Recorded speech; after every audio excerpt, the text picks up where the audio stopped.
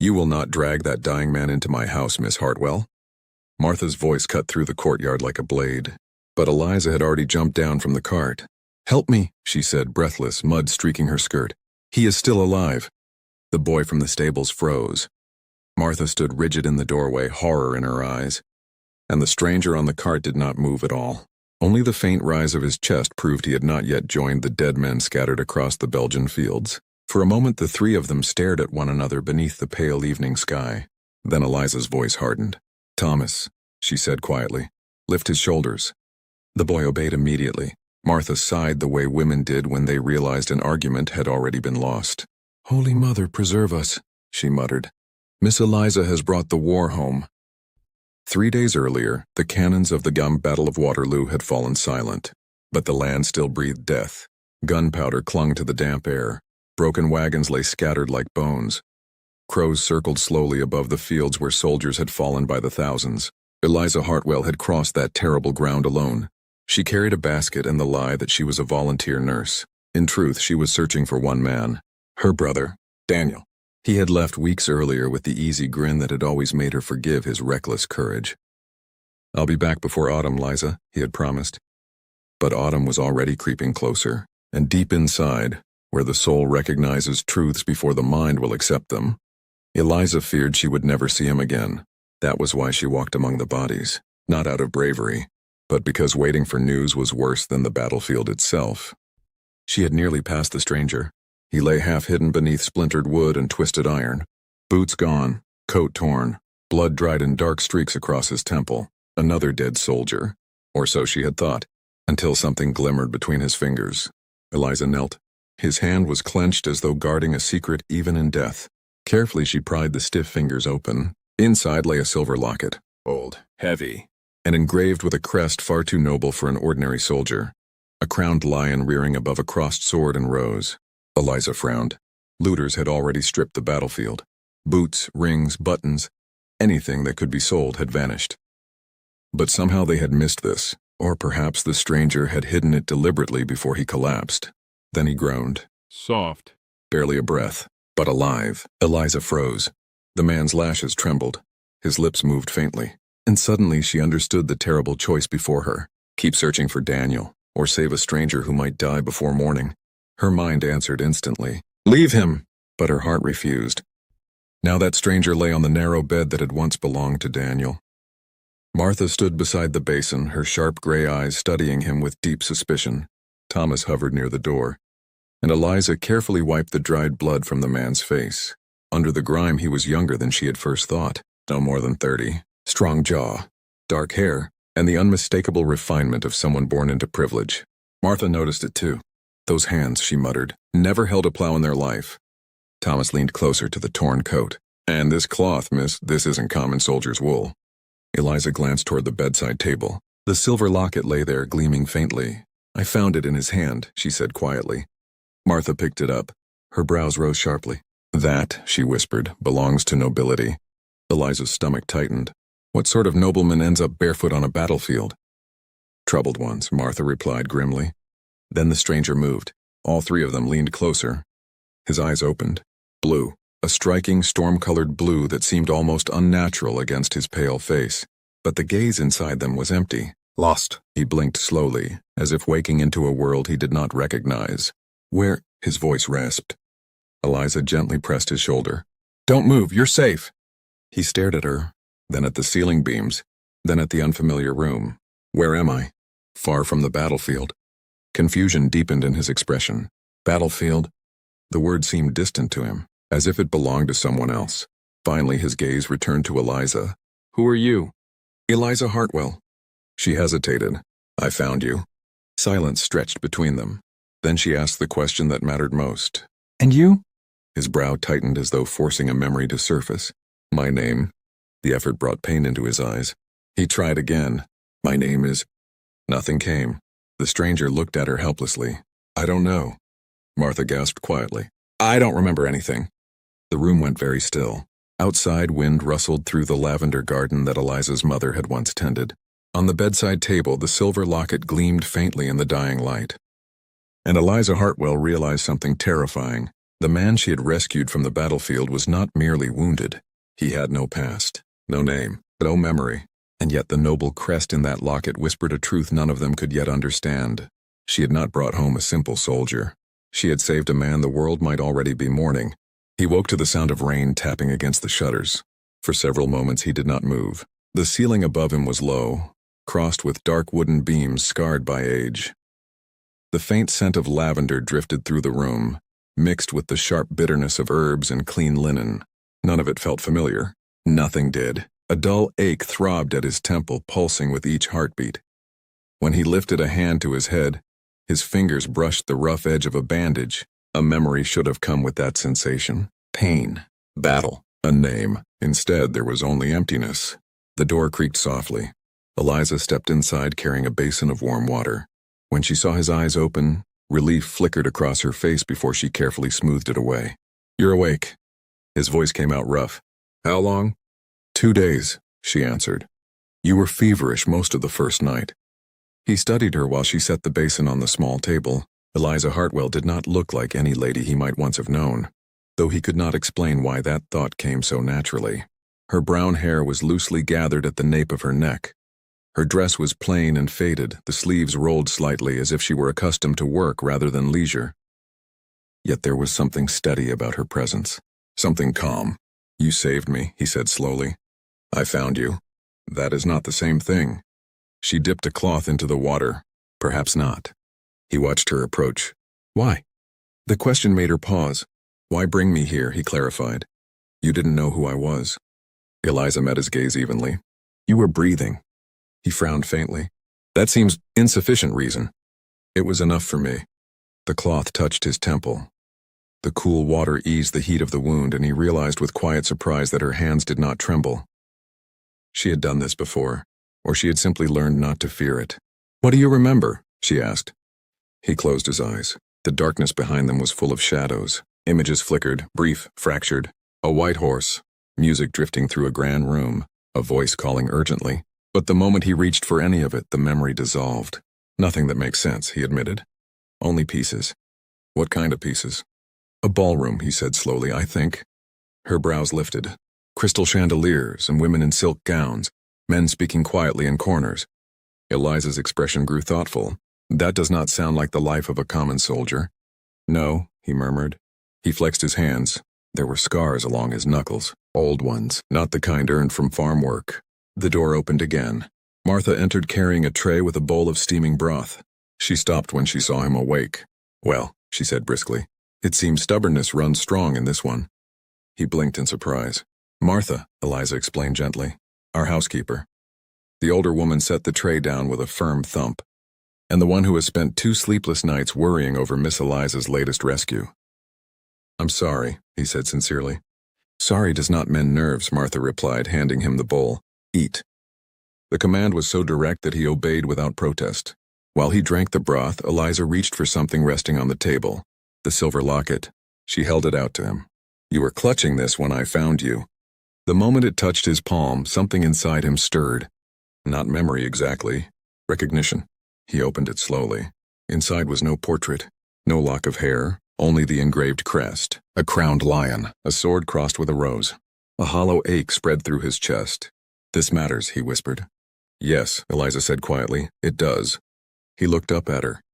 "You think I'm a nobleman?" "I think," she replied carefully, "that wherever you came from, it was not a battlefield." He turned the locket over in his fingers. If that was true, then somewhere people might already be mourning him, searching for him, waiting, but the thought did not bring comfort, only a strange, unsettling distance. "What will you call me?" he asked. Eliza hesitated. "Until you remember?" "Yes." She studied him for a moment. Then she said softly, "I suppose we will have to give you a temporary name." Martha snorted. "A man with a noble crest and no memory?" "Yes." Eliza met the stranger's blue eyes again. "I think mystery will do for now." For the first time since waking, he almost smiled. But somewhere deep inside, beneath the silence of his missing past, a strange feeling stirred. Not fear, something more complicated. Because though he could not remember his name, a quiet voice in his mind whispered that the world beyond this small stone house was already searching for him. And when it found him, Nothing in Eliza Hartwell's quiet life would remain the same. Eliza had promised herself she would leave at dawn. She had said the words aloud the night before. Tomorrow I will search again. Yet when morning came, she was still there, still in the kitchen, still watching the stranger she had pulled from the battlefield as he stood awkwardly beside the table, trying to cut a piece of bread with the careful concentration of a man relearning simple things. He had insisted on walking. Martha had protested loudly. Thomas had hovered nervously nearby, but the stranger had only said quietly, "If I lie in that bed another day, I will forget how to stand." So now he stood, barefoot on the cool stone floor, dark hair slightly damp from washing, the borrowed shirt hanging loosely across his broad shoulders. And for reasons Eliza refused to examine too closely, the sight of him in her kitchen unsettled her more than it should. "You are holding the knife like a gentleman," Martha observed sharply from the hearth. The stranger paused mid-motion. "That is unusual? For a man who claims he remembers nothing," she replied. He considered the knife in his hand thoughtfully. "I suppose it is." Eliza hid a faint smile as she poured water into a cup. "Memory does not vanish entirely," she said gently. "Sometimes the body remembers what the mind cannot." He looked at her then, directly. That storm-blue gaze lingered on her face in a way that made her suddenly aware of the flour dusted across her sleeve. "And what does my body remember?" he asked. "That you were not raised to work a farm." Thomas laughed softly from the doorway. "No offense, sir, but your hands look like they belong in a ballroom, not a stable." The stranger studied his palms again. "You mentioned a ballroom yesterday," Eliza reminded him. "Yes. Do you remember anything more?" He closed his eyes briefly. For a moment the kitchen fell silent except for the crackle of the hearth fire. "Music," he murmured. "What kind?" "A violin." "And voices." His brow tightened. "Someone saying, 'Your Grace.'" The room went still. Thomas blinked. Martha slowly set down the spoon she had been holding. "Eliza," she said quietly, "that is not the sort of title men invent by accident." Eliza's pulse quickened. She kept her voice calm. "Are you certain?" The stranger opened his eyes again. "No." A faint shadow crossed his expression, but it felt familiar. Martha folded her arms. "Well then," she said dryly, "perhaps Miss Eliza has dragged a duke into this house." Thomas stared. "A duke?" The stranger gave a small, humorless laugh. "That seems unlikely." But Eliza noticed something else. He had not denied it. He simply did not know, and somehow that uncertainty made the air in the kitchen feel heavier. To break the tension, she stood. "You should rest," she said firmly. "You are not yet strong." "I am strong enough to help." "With what?" "Anything." She crossed her arms. "You cannot even walk across the yard without leaning on Thomas." His mouth curved slightly. "Then perhaps you will teach me." Something about the quiet confidence in his voice unsettled her again. Before she could answer, the stable door creaked open. Thomas stepped outside to fetch water for the horses. For the first time that morning, Eliza and the stranger were alone. He watched her carefully. "You did not leave," he said. The words struck closer to the truth than she liked. "I told you I would search again for my brother today. But you didn't." Her fingers tightened around the wooden cup. "You were not well enough to be left alone. You have Martha. She cannot lift you if you collapse again." He stepped closer, only a single pace. But suddenly the kitchen felt much smaller. "You stayed because of me." It was not a question. Eliza forced herself to meet his gaze. "I stayed because leaving a wounded man alone would have been cruel." "Cruel?" "Yes." Silence stretched between them. Then his voice softened. "You are a very kind woman, Miss Hartwell." She looked away quickly. "You mistake kindness for stubbornness." "Perhaps." He paused. "But stubbornness does not explain the way you watch the door." Her head turned sharply. "I do not—" "You are waiting for someone." The truth landed heavily in the space between them. "My brother," she said quietly. He nodded. "And every moment you remain here, you feel as though you are abandoning him." Her throat tightened. "Yes." The stranger looked down for a moment. When he spoke again, his voice was gentler. "Then you should go tomorrow." She blinked. "What?" "You promised yourself you would." His eyes lifted again. "And your brother deserves to be found." Something unexpected moved through her chest. Gratitude, and something else. "You would stay here alone?" "I will not die overnight." A faint smile touched his lips. "I am far too curious about who I might be." Despite herself, Eliza laughed softly. Then the moment faded, because the way he was looking at her again had changed. Not with confusion, not with gratitude, but with something warmer, Something far more dangerous. And suddenly Eliza understood something that frightened her far more than the battlefield had. If she did not leave soon, she might begin to forget why she ever intended to. The rain began before dawn, a slow, steady fall that turned the fields beyond the house into a blurred wash of gray and green. Eliza stood in the doorway with her shawl wrapped tightly around her shoulders. She should leave. The road to the nearby villages would only grow worse once the mud deepened, and yet her feet would not move. Behind her, Martha's voice echoed from the kitchen. "If you mean to search for your brother, Miss Eliza, best go before the rain worsens." "I know." But she did not step forward. Inside the house, the stranger had risen early as well. Eliza could hear the faint sound of movement in Daniel's room. He was stronger now, strong enough that he no longer needed help walking across the floor, strong enough that she could finally leave him safely behind. That knowledge should have relieved her. Instead, it unsettled her. "You are hesitating," Martha said quietly behind her. Eliza did not turn. "Yes. Because of him." It was not an accusation, only an observation. "I cannot explain it," Eliza admitted. Martha placed a firm hand on her shoulder. "You saved a life. It creates a bond whether you wish it or not." Eliza swallowed. "But he will leave." "Yes. And when he does, he will take whatever this is with him." Martha squeezed her shoulder gently. "Then best remember that before you lose your heart entirely." Inside Daniel's room, the stranger stood beside the small wooden chair where his torn coat had been placed days earlier. He had avoided touching it. Something about the dark blue fabric unsettled him. But this morning curiosity had finally won. He lifted it slowly. The weight of it felt strangely familiar. His fingers brushed the inside lining and stopped. There was something there, a stiff fold hidden beneath the cloth. Carefully he slid his hand into the seam. A small envelope slipped free, yellowed, sealed once with red wax, now broken. The moment he saw the handwriting, something inside his mind shifted. Not fully, but enough to send a sharp pulse of recognition through him. He unfolded the letter. The words blurred at first. Then suddenly they sharpened. Ainsworth. The name struck his mind like a bell. Ainsworth, you must attend Lady Rutherford's ball. The information you carry is vital to the crown. The traitor will reveal himself there. Failure will cost England dearly. Destroy this letter after reading. A rush of images exploded behind his eyes. Chandeliers blazing above polished marble floors. Women in glittering gowns. Men bowing deeply. "Your Grace." The words echoed again. "Your Grace." Then another memory struck. A private room. Maps scattered across a table. A uniformed officer speaking urgently. "Ainsworth, you are the only one who can enter French territory unnoticed." Spy. The realization came like a blade through fog. He had not been merely a nobleman. He had been something far more dangerous. A duke working in secret for the crown. And then another image surfaced. A woman, blonde, beautiful, cold, her gloved hand resting on his arm. "Our marriage will be announced once the war ends."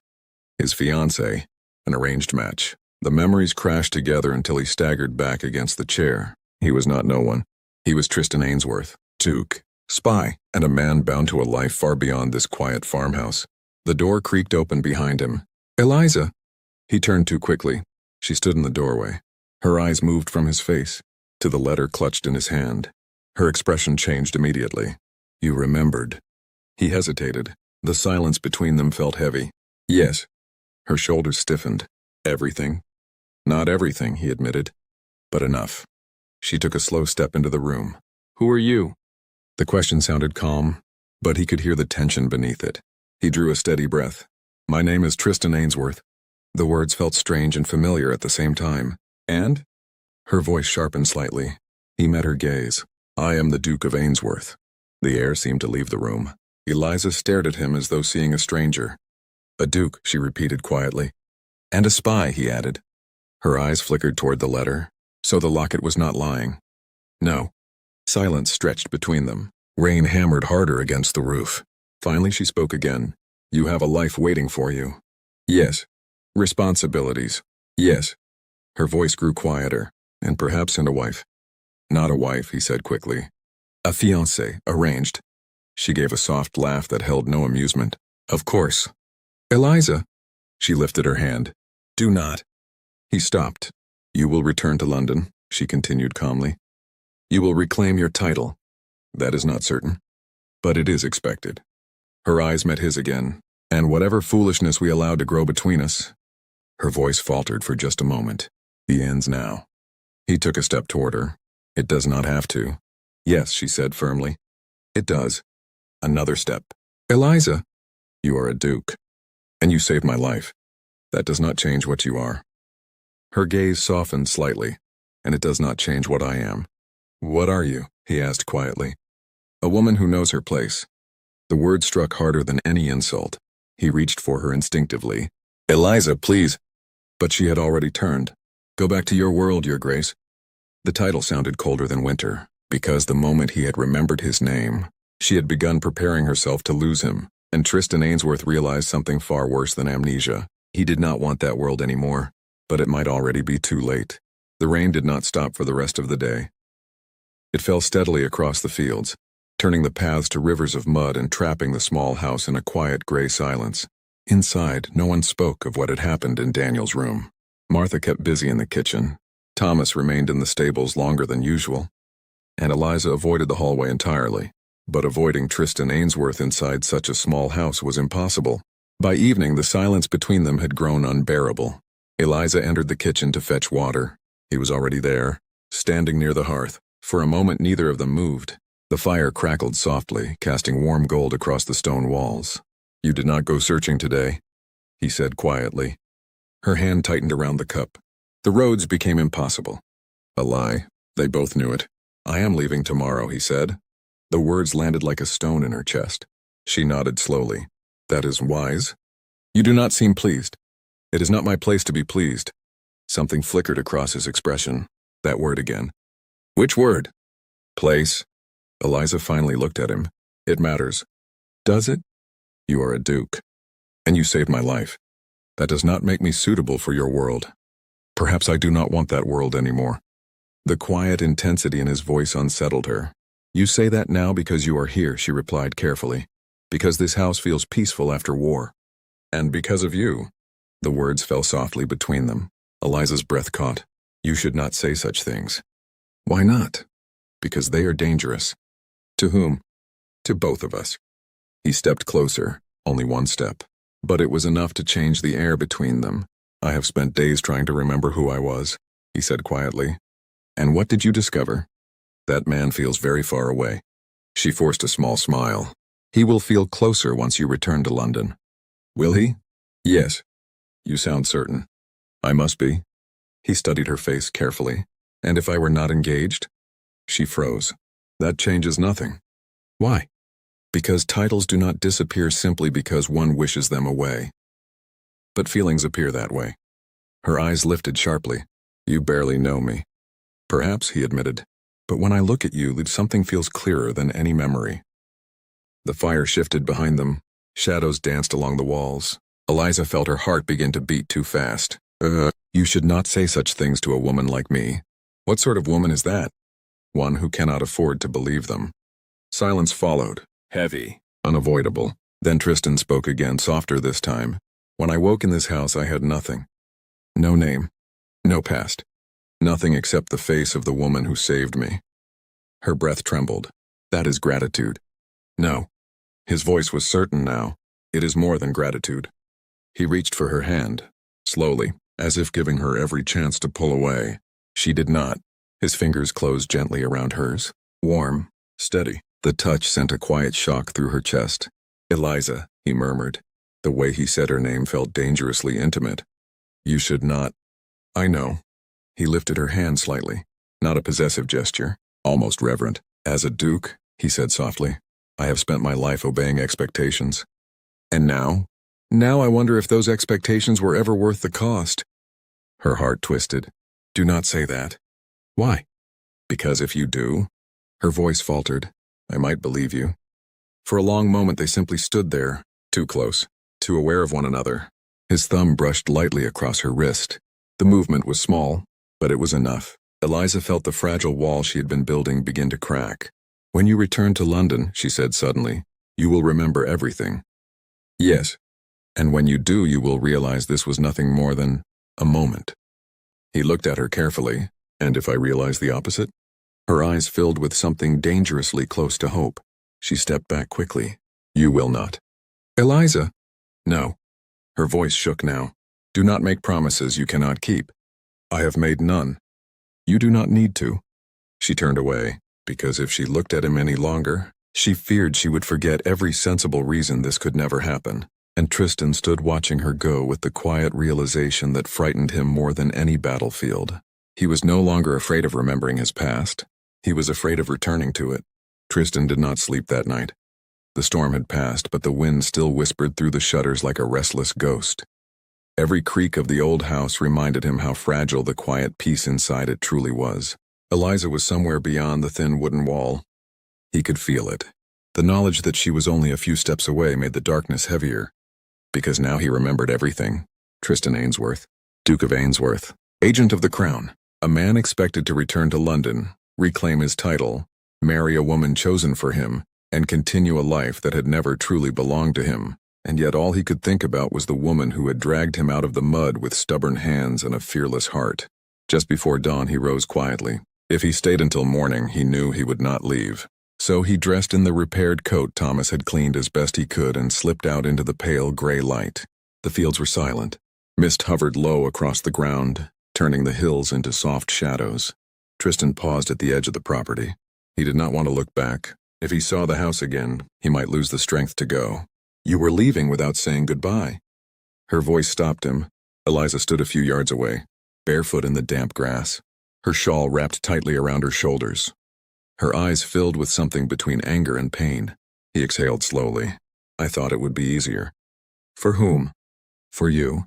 She walked closer. Each step carried the quiet determination he had come to recognize in her. "You truly believe disappearing in the night would make this easier?" "I believe it would hurt less." Her laugh was soft and bitter. "You do not know women very well, Your Grace." The title cut deeper than before. "Eliza." "Do not." Her voice trembled. "You had your memories returned for less than a day, and already you are speaking like the man you were before." "I am still that man." "No." Her gaze searched his face. "You are trying very hard to become him again." He looked away toward the distant road. "I must." "Because of duty?" "Yes." "Because of your fiancé?" He hesitated. The silence answered for him. Eliza nodded slowly. "Of course. She was chosen years ago," he said quietly. "I never loved her." "That does not matter." "It matters to me." "It should not matter to a duke." Her words struck sharply. "And what would you have me do?" he asked.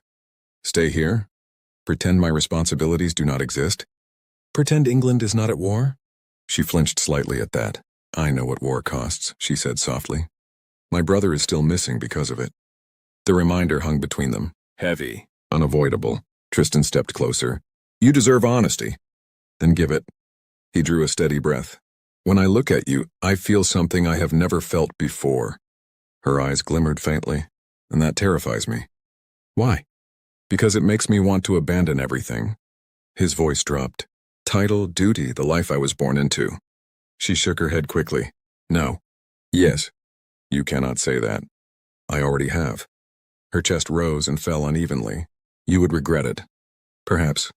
And I could never live with knowing you sacrificed your life for me." "You did not ask me to.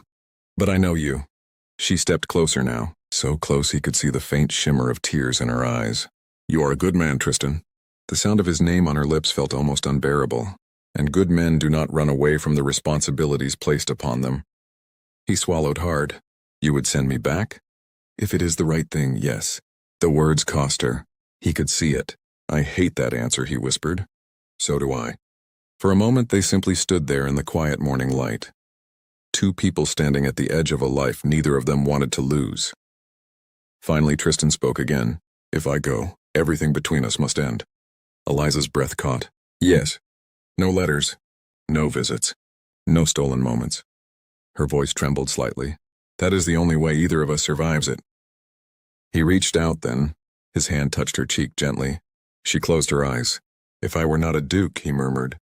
"If the world were different." "But it is not." She opened her eyes again, and this time the tears were visible. "So go," she whispered, "before I lose the strength to tell you to." He stared at her for a long moment. Then he leaned forward and kissed her, not carefully, not politely, but with the desperate honesty of a man who already knew this might be the only moment he would ever have. Eliza's hands gripped his coat. For a heartbeat, the entire world seemed to disappear. Then he stepped back, breathless, broken. "Eliza." But she was already shaking her head. Go. And for the first time since the battlefield, Tristan Ainsworth truly felt like a man who had lost something irreplaceable. For 3 days after Tristan left, the house felt unbearably quiet. Eliza moved through the familiar rooms like a shadow. She rose before dawn, fed the chickens, watered the herbs her mother once tended, and helped Martha knead bread beside the kitchen hearth. But every small sound made her look toward the door. Every distant horse on the road made her heart jump. And every night when the candles burned low, she found herself touching the silver locket he had left behind. The crest of the crowned lion glimmered faintly in the firelight, proof that the man she had loved had never truly belonged to her world. He did the right thing, Martha said gently one evening. Eliza stared into her teacup. Yes. He had duties. Yes. Martha watched her carefully, but doing the right thing does not always make the heart quieter. Eliza did not answer, because her heart had never felt louder. 10 days passed. On the morning of the 11th, Thomas came running up the path from the village. Miss Eliza! His voice carried through the garden. She turned from the herb beds just as he reached the gate, breathless and grinning. There's a carriage coming up the road. A carriage? Martha called from the doorway. Thomas nodded eagerly. A fine one too, London make, I'd wager. Eliza felt something strange twist inside her chest. Visitors rarely came to their small estate. Certainly not carriages from London. The wheels appeared moments later at the crest of the hill. Dark lacquered wood, 2 sleek horses, and a crest painted faintly on the door. Eliza's breath caught. The crowned lion. The carriage rolled to a stop before the house. The driver climbed down and opened the door. For a long moment, no one stepped out. Then a man appeared. Tall, broad-shouldered, dressed in a dark traveling coat. Tristan. The world seemed to tilt beneath her feet. He crossed the yard slowly. Martha wisely ushered Thomas back toward the stables, leaving the two of them alone in the quiet courtyard. Eliza forced herself to speak. You should not be here. I know. You said goodbye. I did.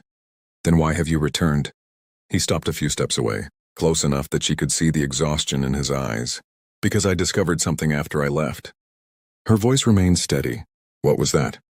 That the life waiting for me in London was never truly mine. She shook her head. You have a title. My brother now holds it. You have obligations. I fulfilled them. You have a fiancé. His mouth curved faintly. Not anymore. Eliza blinked. What do you mean? I exposed the traitor the crown was hunting, he said quietly. In return, they granted me something unexpected. And what was that? A chance to remain officially dead. The word settled slowly in the air. Eliza stared at him. You gave up your title? Yes. Your estates? My brother will manage them better than I ever did. And your place in society? He stepped closer. That place never felt like home. His voice softened. But this place does. Eliza's breath trembled. You cannot abandon everything because of me. I did not. His blue eyes held hers. I abandoned it because I realized something very simple. What? That I would rather be an ordinary man beside you. He reached for her hand gently. Than a duke in a world where you could never belong. Her heart pounded. You are certain? I have never been more certain of anything. The wind rustled softly through the lavender garden. Somewhere nearby a horse snorted in the stable. For a long moment Eliza simply looked at him. At the man who had once woken in her brother's bed without a name. The man who had walked away because he believed it was the right thing. And the man who had now returned. Not as a duke, but as himself. What will you do here? She asked quietly. Learn how to repair fences, he said. Thomas will laugh at you. He already does. And the fields? I suspect your brother will teach me. And the house? He smiled faintly. I believe Martha has already decided my fate. Despite herself, Eliza laughed softly. The sound seemed to break the last fragile wall between them. You are a very foolish man, Tristan. Almost certainly. But I suppose... She stepped closer. That makes 2 of us. His hand tightened gently around hers. And you do not regret it? Eliza shook her head. No. Then she rose onto her toes and kissed him. This time there was no desperation, no fear of goodbye. Only the quiet certainty of 2 people who had finally chosen the same future.